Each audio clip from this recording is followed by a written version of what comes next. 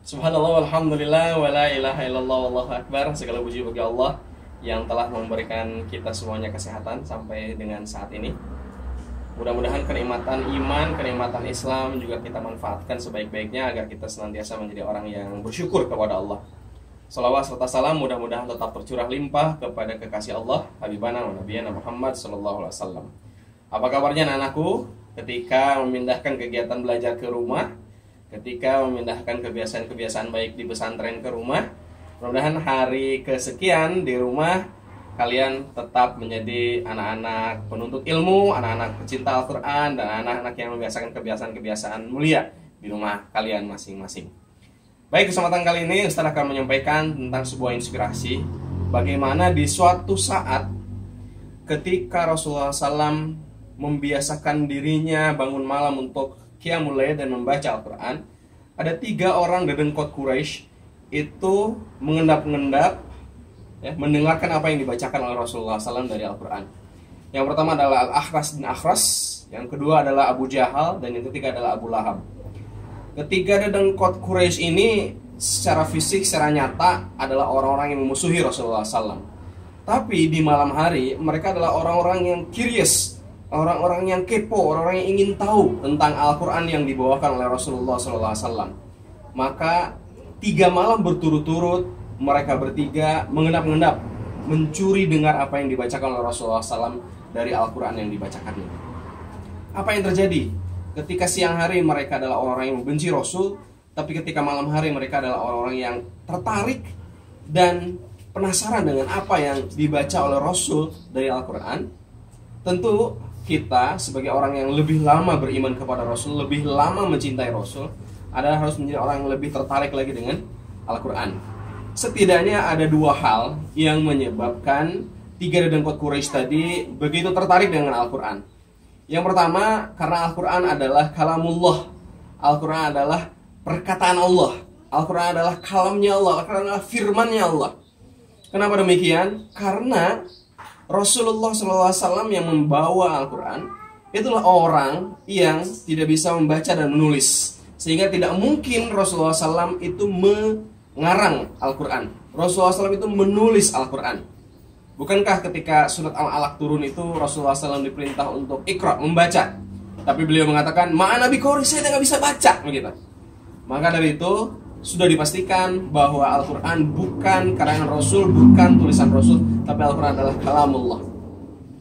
Bahkan kalau kita ingin membandingkan dengan kitab suci agama lain, ada sebuah penelitian yang dilakukan oleh para pemuka agama yang bersangkutan, itu membedah kitab sucinya menjadi 3 warna. Warna pertama adalah warna hitam, yang mereka mengatakan adalah firman Tuhan dalam kitab suci ini. Warna yang kedua adalah warna abu-abu, yang kata mereka adalah warna mungkin ini adalah firman Tuhan. Dan warna yang ketiga adalah warna merah, yang mereka katakan adalah warna bukan perkataan Tuhan. Sekali lagi saya tanya anak-anakku, ini komentar mereka sendiri tentang kitab suci mereka. Berapa persentasenya? Ternyata yang berwarna hitam persentasenya hanya 13% saja. Ingat, yang hitam adalah mereka mengatakan ini adalah firman Tuhan mereka. 13% saja. Berapa warna yang hijau? Yang warna hijau ini lebih besar. Ada 42 sekian persen yang mengatakan bahwa ini mungkin perkataan Tuhan mereka. Warnanya abu-abu. Sisanya berapa persen? Sekitar 50-an persen sekian. Warnanya merah, yang mereka mengatakan ini adalah bukan perkataan Tuhan mereka. Masya Allah, bayangkan. Ini sebuah kitab suci yang seharusnya menjadi firman Tuhan mereka, mengatakan 50% sekiannya adalah bukan firman Tuhan. Sekarang Ustaz tanya kepada anak-anakku, berapa persen warna hitam bagi Al-Quran? Ya benar, 100%. Karena tidak ada yang mungkin ini perkataan Allah. Bahkan tidak ada yang mengatakan ini bukan perkataan Allah.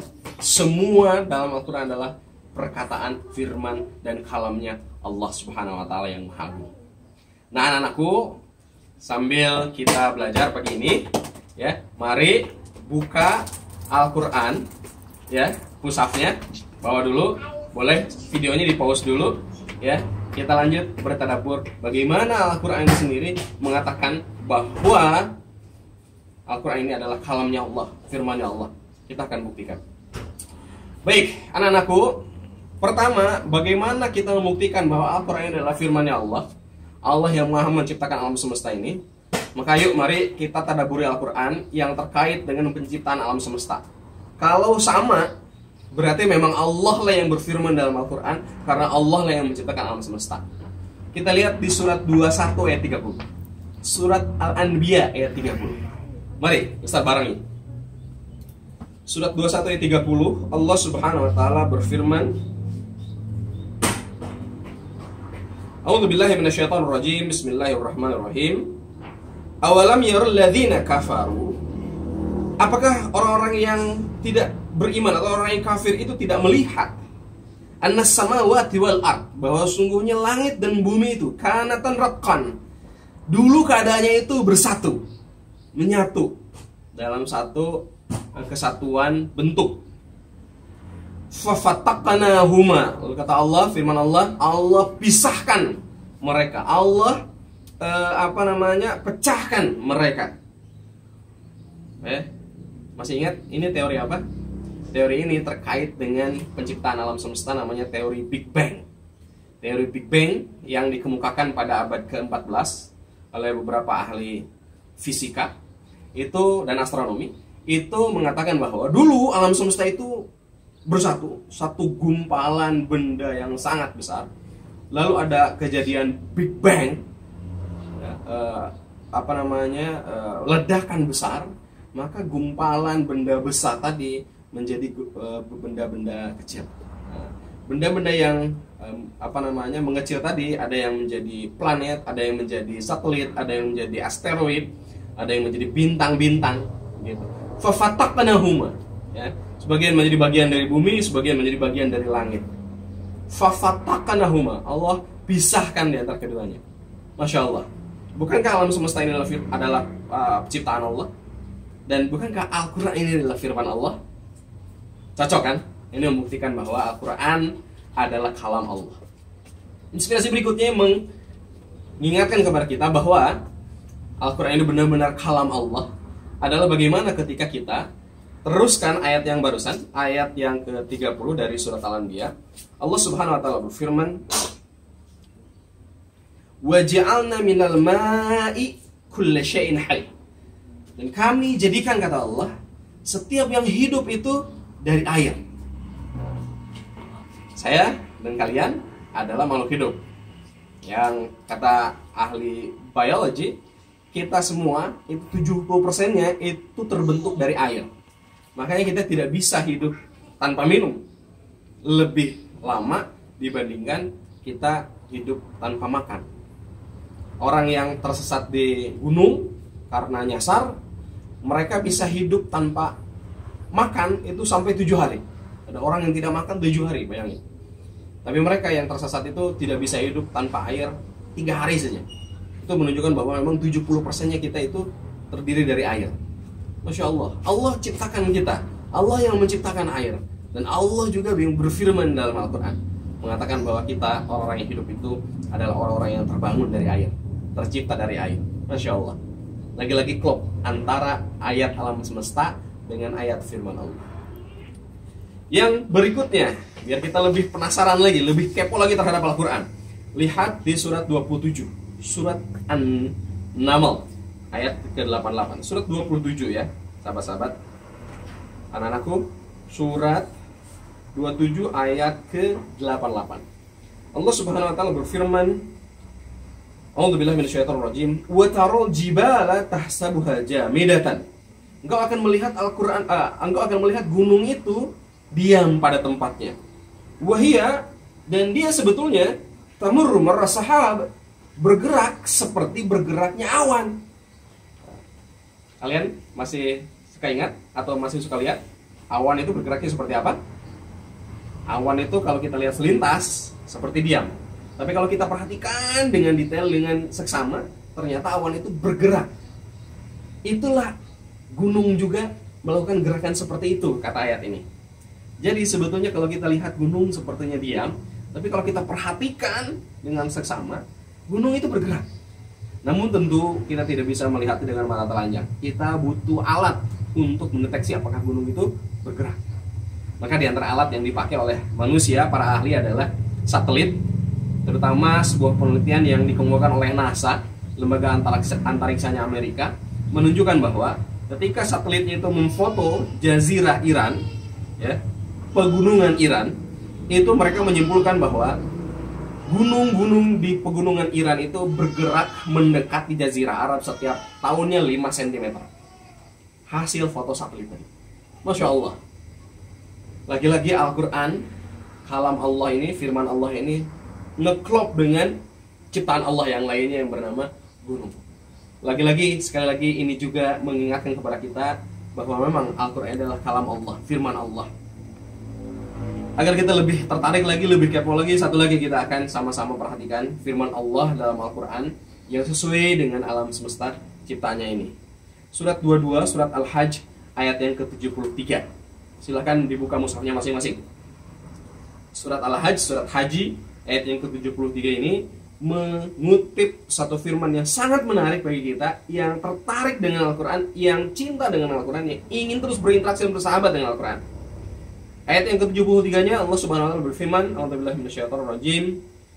Ya ayyuhan nas, wahai manusia, Duriba mathalun, telah dibuat permisalan, perumpamaan. Fastami'ulah, maka dengarkanlah. Innal ladzina tad'una min dunillah, sesungguhnya orang-orang yang menyeru selain Allah, la yakhluqu dzubaban, mereka tidak bisa menciptakan lalat. La yakhluqu dzubaban, mereka tidak akan pernah bisa menciptakan lalat. Walau ijtama'ulah, walaupun mereka bersatu untuk melakukannya. Ya, ini kalau dibayangkan ada 100 manusia cerdas, 100 profesor, 100 ahli dari bidang robot, dari bidang biomolekuler, dari bidang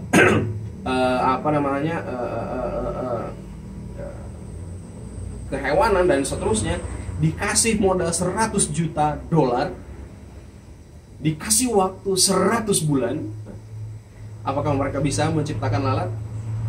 Kata ayat ini, la, jaminan dari Allah, mereka nggak akan pernah bisa menciptakan semisal dengan lalat. Hebatnya ayat ini mengingatkan kembali kepada kita, membuat kita semakin menarik dan semakin tertarik, dan membuat kita semakin penasaran dengan Al-Quran. Lalu kata Allah, wa iyaslubhumudz dzubab syai'an, dan apabila lalat itu mengambil sesuatu dari kalian, la yastanqidhuhu min, maka kalian tidak akan pernah bisa mengambil apa yang sudah diambil oleh lalat tadi. Contoh, kalian sore-sore di rumah enaknya ngapain sore-sore? Ngeteh ya, bikin teh manis, minum pakai cangkir. Nah, ketika kita minum teh manis cangkir tadi, ada seekor lalat hinggap. Lalu minum teh manis yang kita bikin. Kata ayat ini, yang diminum, yang dimakan oleh lalat tadi, itu tak akan pernah bisa diambil lagi oleh kita. Kenapa? Mau bukti? Buktinya adalah, silahkan kalian browsing di Google nanti setelah ini, adalah tentang morfologi lalat, ya, susunan badan dari lalat. Ternyata lalat itu, tubuhnya itu tidak memiliki usus dan lambung seperti manusia. Sehingga ketika minum teh manisnya kita, lalat tak pernah menyimpan teh manisnya di dalam tubuhnya. Kemana teh manisnya itu pindah atau bergerak? Teh manisnya pindah dan bergerak menjadi energi untuk menggerakkan sayap-sayap lalat. Ini mana mungkin kita mengambil sesuatu yang sudah diambil lalat, sedangkan lalat sudah merubahnya menjadi sebuah energi. Lagi-lagi ayat ini mengingatkan kepada kita bahwa bagaimana Allah Subhanahu wa taala menciptakan lalat, dan bagaimana Allah Subhanahu wa taala berfirman dalam Al-Qur'an, kitab sucinya ini. Ngeklop banget antara kitab suci Allah dengan firman Allah berupa ayat-ayat kauniyahnya ini, alam semestanya ini. Maka dari itu, anak-anakku, ini yang pertama, bagaimana kalamullah ini membuktikan bahwa kita harus semakin tertarik, harus semakin terinspirasi dan kepo terhadap Al-Quran, semakin ingin tahu. Yang kedua, anak-anakku, adalah bagaimana Al-Quran itu adalah sebuah mukjizat dari Allah Subhanahu wa taala. Yang namanya mukjizat adalah suatu hal yang ajaib, luar biasa, di luar kondisi. Bukti mukjizat bahwa Al-Quran itu tidak membuat para pembacanya itu bosan. Apalagi kalian kan, yang menghafal Al-Quran setiap hari kan, kalian tak pernah bosan membaca Al-Fatihah. Bagaimana orang biasa saja sehari semalam dia membaca Al-Fatihah 17 kali dalam setiap rakaat sholat yang dia lakukan. Apakah ada komentar dari orang-orang muslim bosan baca Al-Fatihah? Belum lagi ditambah ada yang sakit, bibarokati Al-Fatihah. Belum lagi yang meninggal, ayo dengan Al-Fatihah. Karena anakku, Al-Quran tak pernah bosan. Bandingkan kalau kalian menyanyikan lagu apa? Alan Walker misalkan, atau lagu siapa? Lagu Noah misalkan, dan seterusnya. 3 hari berturut-turut saja, sehari 3 kali saja, bosannya minta ampun. Itulah bedanya ciptaan manusia dan ciptaan Allah. Bagaimana Allah memfirmankan kalamnya ini sebagai mukjizat yang tak akan pernah membuat hambanya itu bosan membacanya. Ini mukjizat yang pertama. Mukjizat yang kedua adalah bagaimana Allah Subhanahu wa taala membuat Al-Qur'an ini mudah untuk apa? Untuk dijaga dan dihafalkan. Bagaimana kalian menjadi orang-orang yang diperkenankan oleh Allah Subhanahu wa taala menghafal Al-Qur'an. Dengan hafalan Al-Qur'an kalian menjadi orang-orang yang menjaga Al-Qur'an, dan dengan penjagaan itu Allah menjaga Al-Qur'an sampai akhir zaman. Tidak ada orang yang bisa merubah Al-Quran, tidak ada orang yang bisa mengutak-ngutik Al-Quran. Bahkan di awalnya tidak ada orang yang bisa menghafal kitab suci mereka kecuali orang-orang yang mengimani kitab suci Al-Quran. Kisah terakhir sebagai inspirasi, ada sebuah perlombaan ya dalam kebaikan antar sesama warga negara Republik Indonesia. Satu beragama Nasrani, satu beragama Muslim. Perlombaannya adalah menghafal kitab suci agama masing-masing dengan titik dan komanya. Hadiahnya adalah mobil BMW. Dan tahu gak Anda siapa yang mendapatkan mobil tadi? Tentu kita, saya dan kalian, orang Islam yang bisa menghafal Al-Quran dengan titik dan komanya. Apa yang terjadi dengan orang yang tadi beragama Nasrani? Mereka tidak bisa menghafal kitab suci mereka dengan titik dan komanya. Kenapa? Karena kitab suci mereka sudah tercemar dan tercampur dengan perkataan manusia biasa. Sedangkan Al-Quran adalah perkataan Sang Pencipta.